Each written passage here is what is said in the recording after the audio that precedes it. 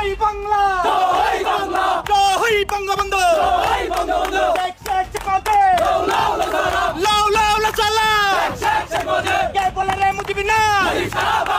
প্রধান উপদেষ্টা doctor Mohammad Yunus sir উনি আসছিলেন, 5 মিনিটও আসলো না আমার বাড়ি, বুঝছেন না? 5 মিনিট থাকে নাই। ইউনূস আবু সাইদের বাবার সাথে 5 মিনিট সময়ও কাটায় নাই, কিন্তু শেখ হাসিনা আবু সাইদের বাবার সাথে অনেকক্ষণ সময় কাটিয়ে তার সুখ দুঃখের কথা শুনে তারপর তাকে 10 লক্ষ টাকার সঞ্চয়পত্র দিয়েছেন। বাজান আমাকে কোনো কথা নাই, আমাকে আগে সরকার চাই। আমরা কিন্তু আগেই ভালো ছিলাম। ব্যর্থ সবাই ব্যর্থ ভাই, এই সফল কেউ করতে পারবো না। সরকার আমরা শেখ হাসিনারে চাই। আওয়ামী লীগে তো ভালো আছিল, কিন্তু তার নেতৃত্বগুলো খারাপ আছিল। আগে সরকারি আমাদের দরকার গরিবের জন্য। গতকালকে বাংলাদেশ আওয়ামী লীগের অফিসিয়াল ফেসবুক পেজ থেকে একটা আহ্বান জানানো হয়েছে, খুবই আবেগ ঘনিত একটা চিঠি। দর্শক, এইমাত্র শহীদ আবু সাইদের বাবার বক্তব্য নিয়ে রীতিমতো তুলপা সৃষ্টি হয়েছে। তিনি সরাসরি একই মন্তব্য করেছেন ডক্টর মোহাম্মদ ইউনূসকে নিয়ে। আসসালামু আলাইকুম দর্শক, আজকে এই ভিডিওতে আপনাকে স্বাগত। প্রিয় দর্শক, বর্তমানে বাংলাদেশের অবস্থা এবং রাজনৈতিক শৃঙ্খলা কি তারই আলোকে আপনাদের সামনে বেশ কিছু গুরুত্বপূর্ণ ভিডিও নিয়ে হাজির হয়েছি। সেই ভিডিওগুলো দেখলে আপনারা রীতিমতো অবাক হয়ে যাবেন। প্রিয় দর্শক, তাই আমি আর দেরি না করে চলে যাব মূল ভিডিওতে যাওয়ার আগে যারা আমার চ্যানেলটি সাবস্ক্রাইব করে তাদেরকে অসংখ্য ধন্যবাদ। আর যারা এখন আমার চ্যানেলটি সাবস্ক্রাইব করে তারা সাবস্ক্রাইব করে ফেলুন এরকম ধরনের সকল আপডেট সবার আগে পেতে। তো ওনার সাথে আপনার সাথে সাক্ষাৎ হয়েছে, তাই না? তো উনি কোনো আশ্বাস দিয়েছেন? হ্যাঁ, আমি তোমার সাথে খালি দেখা করবে আসছি, ইনশাআল্লাহ আমি সাথে থাকবো, আপনার ঘরের পাশে থাকবো। আচ্ছা ঠিক আছে, ওই কথা কয় মানে 5 মিনিটও আসলো না আমার বাড়ি, বুঝছেন না? 5 মিনিট থাকে নাই। কয়টা কথা শুনাশুনি করে থাকতে গেছে যে ওই যে একাডেমি, ওখানে হেলিকপ্টার ওখান থেকে নামছে। আচ্ছা, ওখান থেকে তো ওরকম কোনো আপনাদেরকে আপনার পারিবারিক আপনার পরিবারকে যে সরকারটা সহযোগিতা করবেন এরকম কিছু বলছেন? আচ্ছা, সরকার পাশে থাকবে বলছে, কিন্তু সহযোগিতার বা সাহায্যের কথা বলে নাই। তো সাহায্য করেছে কিনা আমি জানি না।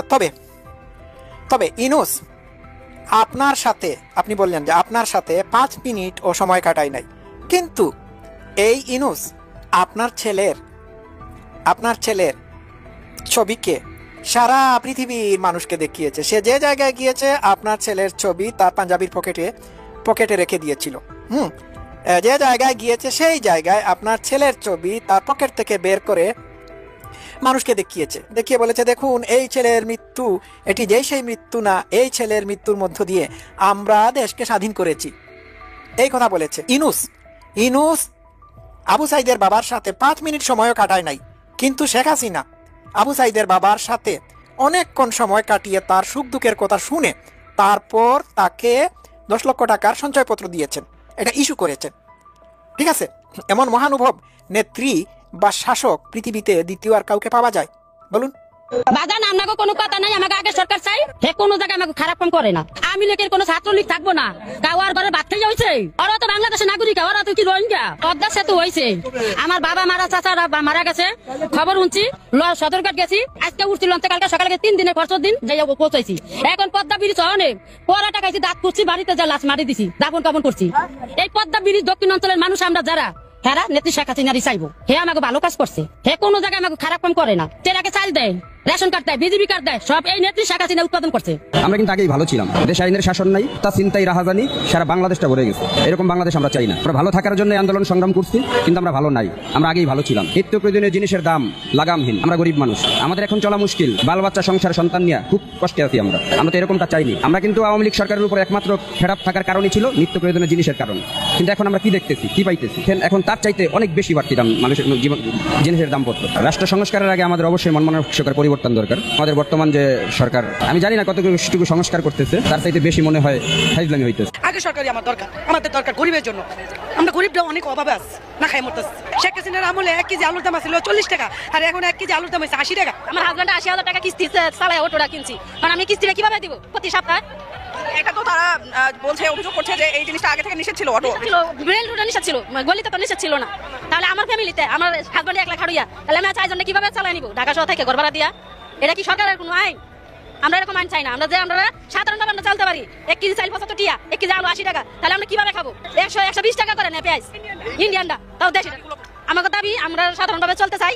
আমরা সরকারের কাছে একটাই দাবি, আমরা চলার জন্য রাস্তা করে দেবো। আমরা এটাই চাই, আমরা কোনো বিরোধিতা চাই না। এটা আমরা কি বলবো, আমরা এখন যারই সরকার আমরা তারই মেনে নিতেছি। আমরা কি ভালো ছিলাম না খারাপ ছিলাম এটা বলার দরকার নেই। আগে সরকারের আমলে ডাল ভাত খাইতে পারছি, আমি ব্যানে করে আলু পেঁয়াজ বেচছি, কিন্তু আমি এখনো চলতে পারতেছি না পারতেছি বেচতে, না পারতেছি খাইতে। শেখ হাসিনার আমলে 1 কেজি আলুর দাম ছিল 40 টাকা, আর এখন 1 কেজি আলুর দাম হয়েছে 80 টাকা। কেমনে বেচুন, কিভাবে খাবো? শ্যামবাজার লয়া যায় 80,000 50,000 টাকা, আইনা বেশি 3,000 টাকা। বর্তমানে মালের দাম খুবই সিরিয়াস, মানুষের না পারি খাওয়াই। এই মুহূর্তে সারা বাংলাদেশের মধ্যে বাংলাদেশ আওয়ামী লীগের রাজনীতি নিষিদ্ধ হোক, বাংলাদেশ আওয়ামী লীগ কখনো নির্বাচনের জন্য আর অংশগ্রহণ করতে না পারে, প্রয়োজনে শেখ হাসিনার ফাঁসি দিয়ে দেওয়া হোক, আওয়ামী লীগের যত ঊর্ধ্বতন নেতাকর্মী আছে সবার ফাঁসি হয়ে যাক, আজীবন ভারত থাকুক, জীবিত দশায় তাদেরকে আর চোখে দেখতে চান না। এই যে শ্রেণীটা, এই শ্রেণীটার নাম হচ্ছে বৈষম্য বিরোধী ছাত্র আন্দোলনের যারা নামি দামি সমন্বয়ক আছেন তারা। বিএনপি আওয়ামী লীগকে পুনর্বাসন করতে চায়, ডক্টর মোহাম্মদ ইউনূস খুবই সুন্দর একটা বল বিএনপির কোর্টে দিয়ে দিয়েছেন। জামাতও এখন ওই সুরেই সুর মিলাচ্ছে, তারা কোনো রাজনৈতিক দলকে নিষেধাজ্ঞার পক্ষে না, ভারতের কাছে আবার এরকম তারা বক্তব্য দিয়ে আসছেন। তো এরকম বক্তব্যগুলো সবচেয়ে বেশি টেনশন, উদ্বেগ, আতঙ্ক তৈরি করে কাদের মধ্যে? সার্জিস, হাসনাত, তারপর হচ্ছে ধরেন আসিফ, নাহিদ, মাহফুজ, বিশেষ করে আমরা যদি ধরি হাতে গোনা 50 বা 100 জন সমন্বয়ক নামে বিভিন্ন জায়গায় যারা এই দলগুলোকে লিড করছেন। কারণ বিএনপি আওয়ামী লীগ থাকতেও আর কি হয়েছে, নতুন করে কিছু হইতো না। জামাতও আর কি হয়েছে, যাদেরকে ফাঁসি টাসি দেওয়ার দরকার আওয়ামী লীগ দিয়ে দিছিল। কিন্তু এখন যদি আওয়ামী লীগ কখনো ক্ষমতায় আসে, নির্বাচনের সুযোগ পায়, জনগণ ভোট দিবে না আওয়ামী লীগরে 100% শিওর। যদি দিয়া বসে তখন পরিস্থিতিটা কি হবে? গণতান্ত্রিক প্রক্রিয়া যদি আওয়ামী লীগ ক্ষমতায় চলেই যায়, তাহলে সবার আগে এটা 100% যে লিগেলি ইলিগেলি এই সমন্বয়ক সহ তাদের যে খানদান 14 জেনারেশন তাদেরকে কিন্তু ধরবে। আর ফেসবুকের বিভিন্ন পোস্টে ছাত্রলীগ বা যুবলীগ আওয়ামী লীগের নেতাকর্মীরা প্রকাশ্যে কিন্তু এগুলো বলছেন। ইভেন শেখ হাসিনাও কিন্তু ফোনে বলেছেন প্রত্যেকটার বিচার করা হবে। আর এই ভয়টা সমন্বয়কদের মধ্যে কাজ করছে। তবে সমন্বয়করাও অনেকে শেখ হাসিনাকে নিয়ে ট্রল করছেন। যেমন সার্জিস গতকালকে তিনি হয়তো স্বপ্নে দেখছেন কিনা আমি জানি না, শেখ হাসিনা বাংলাদেশে নাই, তাহলে স্বপ্নেও দেখে থাকতে পারেন যে পদ্মা সেতুর মধ্যে শেখ হাসিনাটা দেখা যায় কিনা। বিষয়টা ট্রোলিং ছিল ওই জায়গায় যে বেগম খালেদা জিয়া এবং ডক্টর ইউনূসকে পদ্মা সেতু থেকে ফেলে 2টা করে চুপনি দেওয়ার জন্য বলছিলেন, আবার খেয়াল রাখতে হবে যেন না মরে। তো ওইটার পরেই সম্ভবত এটা নিয়ে নানান ট্রোলিং হচ্ছে, যখন খালেদা জিয়া এবং কি ডক্টর ইউনূস একসাথে ছিলেন। তো পদ্মা সেতুর জায়গায় আছে, তারাও আছে, সাবেক প্রধানমন্ত্রী শেখ হাসিনা নাই, এই কারণে একটা ট্রোলিং ইস্যু তৈরি হয়েছে। তবে হাসনাত বলছে খুবই সিরিয়াস কথা, সার্জিসও কিন্তু বলছে জীবন থাকতে প্রয়োজনে জীবন দিয়ে দিব। তো জীবন এমনিও যাবে, এইভাবেও যাবে, ওইভাবেও যাবে। তো যার কারণে সমন্বয়করা কোনোভাবেই কিন্তু আওয়ামী লীগকে বাংলাদেশে রাজনীতি করতে দিতে চাইবে না। এটা খুবই স্বাভাবিক, এটা তাদের ব্যক্তি সিকিউরিটির জন্যই আরো বেশি জরুরি। তো এই কথাটা আপনি দেখেন, হাসনাতের স্ট্যাটাসটা বলছে আওয়ামী লীগকে ক্ষমা করার মাধ্যমে 20 বছর পরে 4000 সন্তানের মৃত্যু পরোয়ানাতেই স্বাক্ষর করা হবে। তার ফেসবুকে তিনি লিখছেন যে কাজেই এবার আওয়ামী লীগকে ক্ষমা করে দেওয়ার অর্থ হলো আজ থেকে 20 বছর পর আমাদের 4000 সন্তানের মৃত্যু পরোয়ানাতে স্বাক্ষর করা। কথাটা যেন আমরা মাথায় রাখি। সমন্বয়করা কিন্তু মাথায় রাখছে, তারা যে যেখানে আছে সর্বোচ্চ লেভেলে চাচ্ছে আওয়ামী লীগকে নিষিদ্ধ করতে। কিন্তু বিএনপি এই কথায় রাজি হচ্ছে না, হবেও না, জামাতও হবে না। আপনি লিখিত রাখতে পারেন। এখন ভিপিনুর তার পলিটিক্যাল অবস্থান, একজন ব্যক্তিকেন্দ্রিক দল, এখানে বড় কোনো জনসমর্থন নেই। কেউ কেউ বলছেন সারা বাংলাদেশ যদি ভিপিনুর যে বলেন 330 আসনে তিনি প্রার্থী দিবেন, পুলিশ এজেন্ট তো দিতে পাবেন না, প্রার্থী খুঁজে পাবে না, এরকম। তো তাদের বক্তব্যগুলো ইম্পর্টেন্ট হচ্ছে জাতীয় পার্টি তারা তো বইলেই দিছে, সমন্বয়কদের হাতে তারা নির্যাতিত হয়েছে, তাদের বক্তব্য অনুযায়ী পাল্টে অনেক কিছু হয়েছে। সমন্বয়করা বলছে তোমরা ফেসিস্টদের দোষর, আওয়ামী লীগের এই শক্তি তো কি মানে তোমরাই টিকাইয়া রাখছো, নির্বাচনে যায় বাকিরা তো যায় নাই, সুতরাং আপা গেছে যেখানে তোমরা যাবা সেখানে, জাপা যাবে সেখানে। এটা নিয়ে অনেক ঘটনা হয়েছে, এখন পরিস্থিতি শান্ত। বিএনপি খুব স্ট্রিক্টলি বিভিন্ন অবস্থানে শক্তভাবে তাদের অবস্থান প্রকাশ করছে। আর জামাত কৌশলী পথে হাঁটছে, বাট আওয়ামী লীগকে নিষিদ্ধের কথা ভারতের কারণে হোক, ভূ রাজনীতির কারণে হোক, তারা কিন্তু বলছে না। এখন হাসনাত বলছে আপনার মূল পূর্দাতা এখানে ছিল শফিকুর, আওয়ামী লীগ ক্ষমা চাইলে রাজনীতিতে ফেরার সুযোগ পাবে, এইসব কথার কোনো মানে নাই। এখন এটা নিয়ে অনেকেই বক্তব্য দিচ্ছিল যে আওয়ামী লীগের মধ্যে যেহেতু অনুশোচনা নাই, প্রথমে তারা ক্ষমা চা কৃতকর্মের জন্য অনুশোচনা করুক, তারপরে ভাইবা দেখবো। কিন্তু আওয়ামী লীগ যেহেতু তাড়াতাড়ি রিয়াকশন দিবে, বাহাউদ্দিন নাসিম তিনি এসে এক বার্তা দিয়ে বসলেন কি, আমরা এত ঘাড়তেরা দল না, কৃতকর্মের জন্য যদি ক্ষমা চাইতে হয় জাতির কাছে গণতন্ত্র রক্ষার্থে আমরা ক্ষমা চাইব। এরপরই কিন্তু পেস্টা লাগছে। তো ক্ষমা যদি চাইয়ে ফেলে, বিচারের মুখোমুখি যদি হইতেই চায়, তাহলে তো আওয়ামী লীগ দেশে চলে আসবে। তো গণতান্ত্রিক প্রক্রিয়াতে আওয়ামী লীগ রাজনীতি করবে, বিচারের যারা হবে, অপরাধী যারা আছে তাদের শাস্তি হবে, কিন্তু আওয়ামী লীগের নাম নিশানা তো মিটানো যাবে না। তো সেই ক্ষেত্রে কি হবে? জেনারেশন টু জেনারেশন এই সমন্বয়করা মানে বিএনপি বা জামাত যতটুকু আওয়ামী লীগের চক্ষুশুল না রাইট নাও, যারা ছিল তাদেরকে কিন্তু বিভিন্নভাবে বিভিন্ন মামলায় বা যেমনি হোক তাদেরকে ফাঁসি দেওয়া হয়েছে।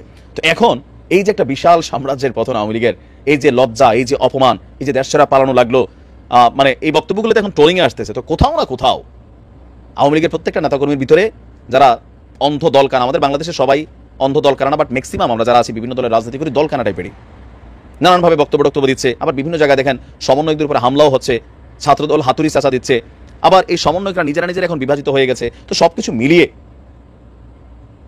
সার্জিস এবং হাসনাত যে স্বপ্ন দেখছেন, স্বপ্নটা কিন্তু দুঃস্বপ্ন, এটা কিন্তু সত্যিই হবে।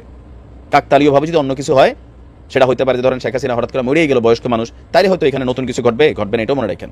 ওনার পরে জয় আসবে, জয়ের পরে পুতুল আসবেন, তারপরে ববি আসবেন, এখানে অনেকেই বাই জেনারেশন এখানে কেউ লিড করবেন এবং এই জিনিসগুলোকে তারা প্রায়োরিটি দিবেন। এখন দেখা যাক তাদের এই দাবি যেটা, এটা কোন পথে যায়, কারণ এখন একটা 30 সমীকরণ তৈরি হয়ে গেছে, প্যাস লাগিয়ে রয়েছে। 5 আগস্ট গণ অভ্যুত্থানের দিনটিকে কেন্দ্র করে বা ওই দিনে কত অসংখ্য ঘটনা ঘটে গিয়েছিল তার নিশ্চয়ই 10 ভাগের 1 ভাগও আমরা এখনো পর্যন্ত জানতে পারিনি। নিশ্চিতভাবেই দিন যত যাবে নতুন নতুন করে ইতিহাস নির্মিত হবে, অনেক অজানা তথ্য বেরিয়ে পড়বে।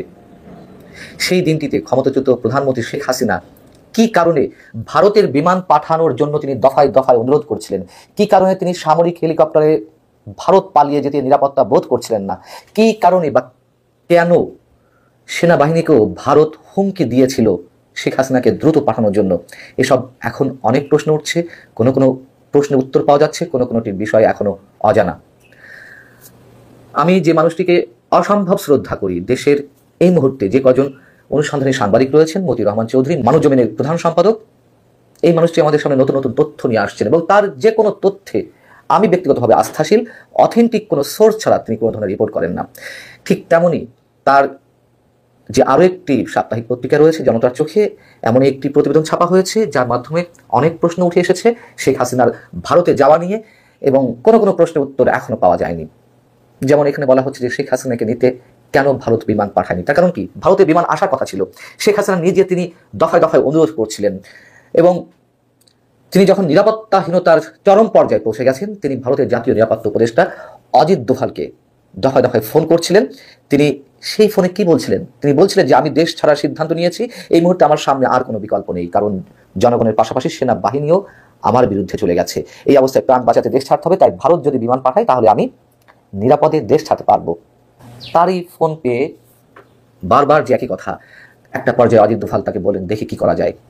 অজিত দোভাল বৈঠকে বসলেন, ভারতের ঊর্ধ্বতন কর্মকর্তারা সহ বিরোধী রাজনৈতিক দলের নেতৃবৃন্দের সঙ্গেও তিনি বৈঠক করলেন, কিন্তু সেখানে সিদ্ধান্ত নেওয়া হলো যে না, ভারত বিমান পাঠাবে না, বাংলাদেশকে বলা হোক তারা নিজ দায়িত্বে যেন শেখ হাসিনাকে নিরাপদে দিল্লি পাঠিয়ে দেয়। বাংলাদেশে কোন কর্তৃপক্ষকে বলবে আমরা অনুমান করতে পারি, যদি এটি এখানে স্পষ্ট হয়ে আসেনি। খুব স্বাভাবিক, সেনাবাহিনীকে তারা এটি বলার সিদ্ধান্ত নেয় এবং তখন দেশ অগ্নিগর্ভ, যে কোনো মুহূর্তে গণভবন অ্যাটাক করা হবে। সেই অবস্থায় সেনাবাহিনীও চিন্তিত হয়ে পড়ল, তার কারণ তারা যদি ভারতে পাঠাতে না চায়, শেখ হাসিনাকে তো আশ্রয় দিতে হবে। শেখ হাসিনাকে কোথায় নেওয়া হবে? আইনের আদালতে যদি উঠাতেও হয় তাকে তো আগে নিরাপদে নিতে হবে।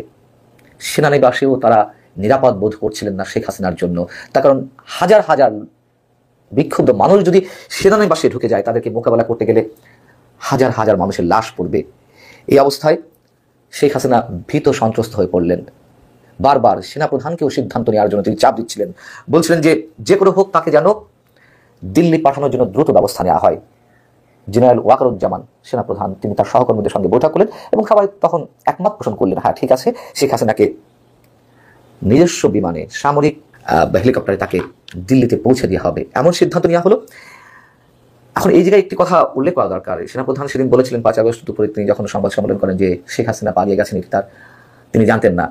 দেখুন, একটি কথা বারবার বলি, সব কথা সবসময় স্বীকার করতে হয় না। সেনাপ্রধান মিথ্যা বলেননি, তিনি সত্য গোপন করেছিলেন। সব সত্য সব জায়গায় সব মুহূর্তে প্রকাশ করা যায় না। যেমনটি রাষ্ট্রপতি মোহাম্মদ শাহাবুদ্দিন তিনি যখন জাতির উদ্দেশ্যে ভাষণ দিয়েছিলেন 3 বাহিনীর প্রধানকে নিয়ে, তিনি বলেছিলেন শেখ হাসিনা পদত্যাগ করেছেন, সেটি নিয়ে আমাদের আইন উপদেষ্টা আসিফ নজরুল অনেক বেশি বাড়াবাড়ি করে ফেললেন। যদিও ডক্টর মোহাম্মদ ইউনূস সেনাপ্রধানের এই বিষয়টি আবার একটি আন্তর্জাতিক গণমাধ্যমে বলেছিলেন যে সেনাপ্রধান শেখ হাসিনাকে দেশ ছেড়ে চলে যেতে সাহায্য করেছেন। এটা তিনি বলে ফেলেছেন। আমিও নিজেও প্রশ্ন করেছিলাম এই ক্ষেত্রে যে তাহলে কি সেনাপ্রধানকে প্রশ্নের মুখে ফেললেন? আমি প্রশ্নটি করেছিলাম এই কারণে, আইন উপদেষ্টা যে বাড়াবাড়িটি করেছিলেন রাষ্ট্রপতি মোহাম্মদ শাহাবুদ্দিনকে, যে তিনি সংবিধান লঙ্ঘন করেছেন, সেই জায়গা থেকে আমি বলেছিলাম। যাই হোক, এখন বিষয়টি হচ্ছে যে ভারত কেন বিমান পাঠালো না শেখ হাসিনাকে উদ্ধারের জন্য, যেটি জানা গেছে যে ভবিষ্যতের রাজনীতির কথা চিন্তা করেই তারা এই সিদ্ধান্তটি প্রাথমিক পর্যায়ে নেয়নি। এখন আন্তর্জাতিক প্রশ্ন উঠতে পারে ভারত বিমান পাঠালে কেন? খুব স্বাভাবিক, পৃথিবীর ইতিহাসে এমন কোনো নজির নেই যে কোনো দেশের ক্ষমতাচ্যুত রাষ্ট্রপ্রধান বা সরকার প্রধানকে জনরোষের মুখে তাকে উদ্ধার করে অন্য দেশের বিমান কিংবা হেলিকপ্টার গিয়ে তাকে উদ্ধার করে নিয়ে আসছে। এবং সেটি যদি হয় সেক্ষেত্রে সার্বভৌমত্বের প্রশ্ন উঠবে, কিভাবে এক রাষ্ট্রের বিমান বা হেলিকপ্টার বিনা অনুমতিতে উইদাউট এনি নোটিশ যে কোনো মুহূর্তে ঢুকে পড়তে পারে অন্য দেশের আকাশসীমায়। সেই জায়গা থেকে ভারত এই সিদ্ধান্ত নিয়েছিল। এবং আরও একটি বিষয় তারা বিবেচনা নিয়েছিল যে এমনিতেই বাংলাদেশের মানুষ ভারত বিরোধী, সেই জায়গায় ভারত প্রমাণ করতে চেয়েছিল না ভারত শেখ হাসিনাকে উদ্ধার করে সে তার নিজ দেশে নিয়ে যায়নি, বাংলাদেশই শেখ হাসিনাকে পুশ করেছে ভারতে, এটি তারা প্রমাণ করতে চেয়েছিল এবং সেটি হয়েছে। এবং যদি বলছিলাম যে বাংলাদেশের কর্তৃপক্ষের সিদ্ধান্তহীনতায় ভারত হুমকি দিয়েছিল, সেই বিষয়টিও জনতা চোখ এই সাপ্তাহিক পত্রিকাটি যিনি এই স্টোরি করেছে সেখানে উঠে এসেছে। এবং হাসিনা দেশ ছাড়ার আগে তিনি 3 পৃষ্ঠার একটি লেখা লিখেছিলেন, সেটি তার প্রেস উইংয়ের সঙ্গে কথা বলেছেন। প্রেস উইংয়ের সঙ্গে যিনি দায়িত্ব ছিলেন, প্রেস উইংয়ের প্রধান হিসেবে আমরা জানি তখন কে ছিল, নাইমুল ইসলাম খান সাংবাদিক। কিন্তু তিনি লেখাটি রেখে যেতে পারেননি, তিনি তার ভ্যানিটি ব্যাগে করেই নিয়ে গিয়েছিলেন।